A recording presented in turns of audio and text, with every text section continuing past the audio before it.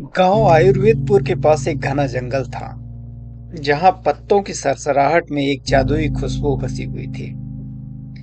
यह जंगल अपनी औषधीय जड़ी बूटियों के लिए प्रसिद्ध था, लेकिन इन सब के बीच सबसे अनमोल थी अश्वगंधा। अश्वगंधा एक ऐसी जड़ी बूटी जिसे भारतीय लोग जिनसेंग कहते थे। इस जंगल के पास ही रहती थी एक अदिति नाम की लड़की, एक युवा शोधकर्ता जो आयुर्वेद के रहस्यों को समझने के लिए इस आयुर्वेदपुर गांव के प्रसिद्ध जंगल में आई हुई थी। एक दिन उसने गांव के बुजुर्गों से अश्वगंधा के बारे में सुना। यह जड़ी बूटी लोगों के शरीर और मन को संतुलित रखने में मदद करती थी।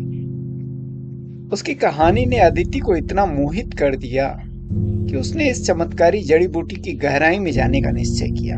अदिति ने अश्वगंधा के बारे में रिसर्च करना चालू किया, तो उसने जब इसके बारे में पता चला तो आश्चर्यचकित रह गई।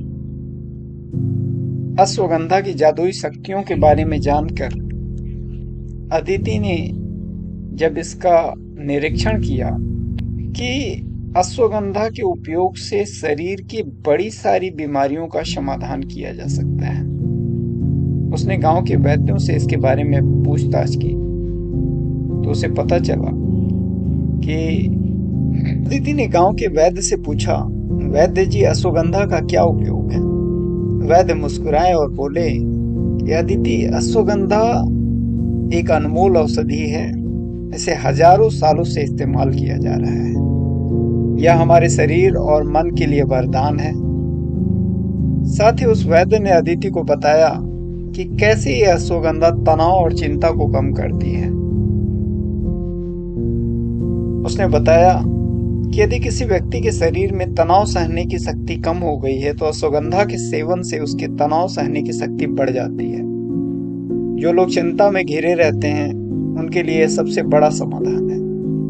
साथ ही उस वैद्य ने अदिति को यह भी बताया कि यदि किसी व्यक्ति को नींद की समस्या है, जिसे नींद नहीं आती है, जो अनिद्रा से परेशान है, अश्वगंधा उनके लिए एक प्राकृतिक उपाय है। यह उन्हें गहरी और सुकून भरी नींद दिलाता है। साथ ही उस वैद्य ने यह भी कहा कि यदि कोई व्यक्ति ऊर्जा क्षीण है, तो यह अश्वगंधा का जो चूर्ण होता है, किसी व्यक्ति के शरीर में ऊर्जा के स्तर को बढ़ाता है, थकान को मिटाकर शरीर को एक नई ऊर्जा प्रदान देता है। इसे लेने वालों में मांसपेशियों और मानसिक ताकत बढ़ती है। यह इम्यून सिस्टम को मजबूत करता है। इसका नियमित सेवन करने से शरीर को अनेकों रोगों से लड़ने की ताकत मिलती है। याददाश्त और मानसिक स्वास्थ्य में सुधार होता है। मस्तिष्क को तेज करने के लिए इसका सेवन बहुत उपयोगी है। यह ध्यान करने में भी मदद करता है।